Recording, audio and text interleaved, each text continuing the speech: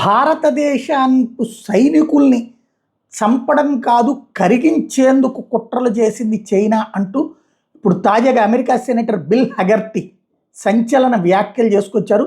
భారత సైనికుల్ని కరిగించేందుకు చైనా విద్యుదయస్కాంత ఆయుధాలు వాడిందంటూ ఆరోపణ చేశారు. 5 ఏళ్ల కిందట సరిహద్దు ఘర్షణ సందర్భంగా డ్రాగన్ వాటిని మోహరించిందని చెప్పుకొచ్చారు. అంటే గాల్వన్ గొడవల్ని గుర్తు చేస్తున్నారు అనమాట. సుదీర్ఘకాలంగా చైనా భారత్ మధ్య సంబంధాలు విశ్వాసలేమితోనే ఉన్నాయి.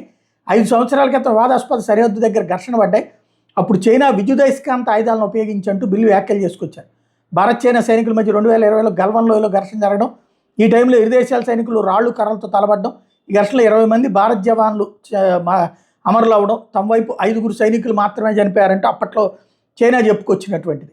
అయితే వాస్తవంగా వాళ్ళోళ్ళు దాదాపు 400 మంది వరకు పోయారన్నటువంటిది అప్పుడు తేలినటువంటి అంశం. దీంట్లో పెట్రోలింగ్ పాయింట్లకు సంబంధించినటువంటి దాంట్లో ఈ కీలకమైనటువంటి పని చేసింది భారత సైనికుల్ని కరిగించేందుకు ఆయుధాలు వాడింది అన్నటువంటి ఆరోపణ చేసుకొచ్చింది అమెరికాకి సంబంధించినటువంటి సెనేటర్ చేయడం అన్నది, అది కూడా బిల్ హగర్టీ చేయడం అన్నటువంటిది ఇప్పుడు చర్చనీయాంశమైంది.